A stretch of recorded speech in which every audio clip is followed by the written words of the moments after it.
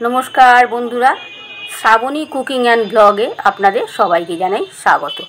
आपनारा हयतो भाबछेन आमी हठात् श्रावणीर पंचव्यंजन नामटा केन बोललाम ना।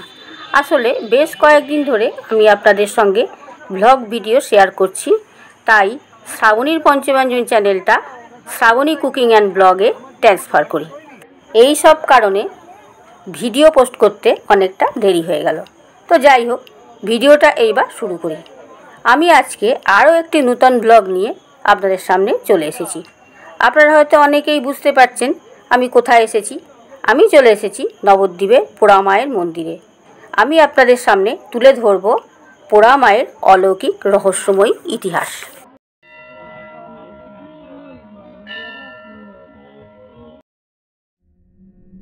पोड़ा मा मंदिर पश्चिमबंगेर नदिया जिलार नवद्वीप शहरे अवस्थित एकटी प्राचीन काली मंदिर। पोड़ा मा नवद्वीपेर अधिष्ठात्री देवी। এই মন্দিরের পাশেই ভবতারণ শিব এবং ভবতারিণী কালী মন্দির অবস্থিত। এই মন্দির দর্শন করতে চাইলে আপনারা হাওড়া কাটোয়া লোকাল কিংবা শিয়ালদা কাটোয়া লোকাল ধরে নবদ্বীপ ধাম অথবা বিষ্ণুপ্রিয়াতে নামতে পারবেন। নেমে ওইখানে একটা টোটো ধরলেই আপনারা সরাসরি পোড়া মা মন্দিরে এসে পৌঁছে যাবেন।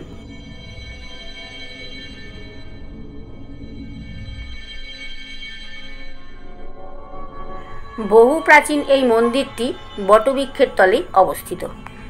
নবদ্বীপের গ্রাম্য দেবী পোড়া মা সারা বছর দক্ষিণাকালীর ধ্যানেই পূজিতা হন দেবী। তবে শুধুমাত্র সরস্বতী পূজার দিন শ্রীপঞ্চমী তিথিতে দেবী নীল সরস্বতী রূপে পূজিতা হন। পোড়া মার এই মন্দির প্রাঙ্গণেই নবদ্বীপের পণ্ডিত বিদ্বজ্জনেরা সংস্কৃত চর্চা বিতর্ক সভার আয়োজন করতেন। পশ্চিমবঙ্গ হেরিটেজ কমিশন 2019 খ্রিস্টাব্দে পোড়ামাতলাকে নবদ্বীপের হেরিটেজ স্থান হিসাবে তালিকাভুক্ত করেছে।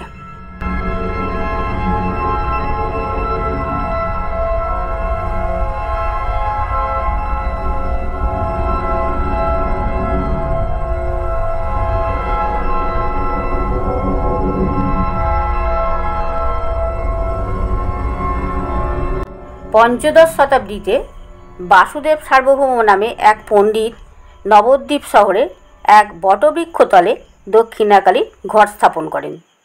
হঠাৎ এক সময়ে বজ্রপাতে বটগাছটি অগ্নিদগ্ধ হলে এই কালী পোড়া মা বা বিদগ্ধ জননী নামে জনপ্রিয় হন।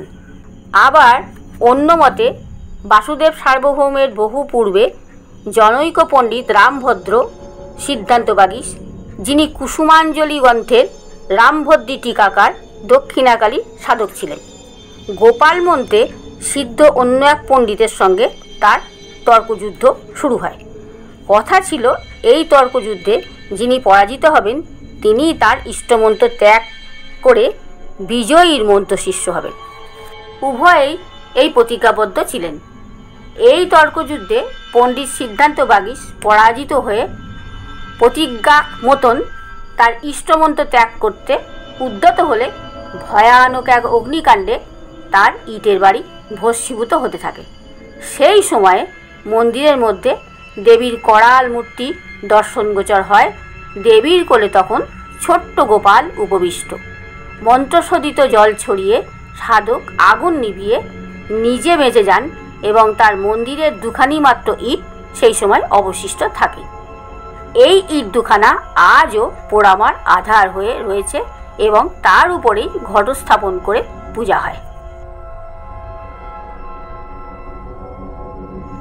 এই পোড়া মার মন্দির নিয়ে আরও অনেক ইতিহাস জড়িয়ে রয়েছে। তবে শোনা যায় হুসেন শাহ নাকি এই মন্দিরটি উড়িয়ে দেওয়ার চেষ্টা করেন, সেই থেকেই নাকি এই মন্দিরের নাম হয় পোড়া মা, এটাও অনেকে মনে করেন। আবার অনেকে মনে করেন বিদ্বজ্জনেরা এখানে পড়াশুনো করতেন বলে তাই পোড়া মা থেকে লোক মুখে পোড়া মা হয়ে গেছে।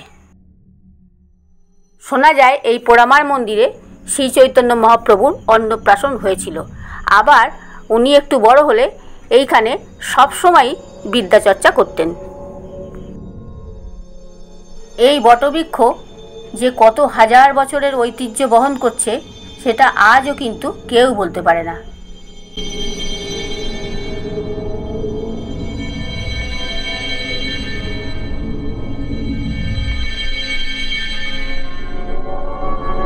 নবদ্বীপের পোড়ামাতলা মন্দিরের সঙ্গে জড়িয়ে আছে আরও নানান অলৌকিক কাহিনী। এই মন্দিরের সঙ্গে জড়িয়ে আছে সাধক শিল্পী পান্নালাল ভট্টাচার্যের কথা। তবে এই বটবৃক্ষ শুধু পূজার আধার নয়, এই বটবৃক্ষের তলে যে কত মানুষ জীবিকা নির্বাহ করছে তার ঠিকানা নেই। এই পোড়ামার মন্দির কিন্তু খুব জাগ্রত মন্দির, মা খুব জাগ্রত। আপনারা এখানে এসে এই দেখুন ফুল, মালা, সন্দেশ সমস্ত বিক্রি হচ্ছে, কোনো অসুবিধে নেই। এইখান থেকেই কিনে নেবেন, নিয়ে মায়ের মন্দিরে পুজো দেবেন। মা আপনাদের সকল মনস্কামনা পূরণ করবেন। এই দেখুন, এই হচ্ছে বাবা ভবতারণ শিব, গৌড়ীয়পট বিশিষ্ট শিবলিঙ্গ সর্বপ্রথম নবদ্বীপেই প্রতিষ্ঠা হয়েছিল। এই হচ্ছে ভবতারণ শিব, আর ওপাশে রয়েছে ভবতারিণী মায়ের মন্দির। এই দুটি মন্দিরেরও অনেক ইতিহাস আছে, সেই ইতিহাস আপনাদের সঙ্গে অন্য একটা ব্লগে শেয়ার করব। আশা করি আপনারা ভবতারিণী মায়ের মন্দিরটা আমার ব্লগেই দেখতে পেয়ে গেছেন।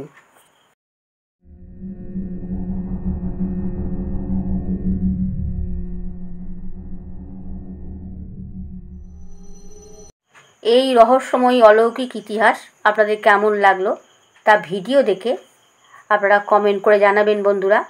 লাইক, শেয়ার এবং চ্যানেলটিকে সাবস্ক্রাইব করতে ভুলবেন না। আরও নতুন নতুন ভিডিও আপডেট পেতে বেল আইকনটা অবশ্যই প্রেস করবেন। আজ তাহলে আসি বন্ধুরা, দেখা হবে অন্য কোনো ভিডিওতে।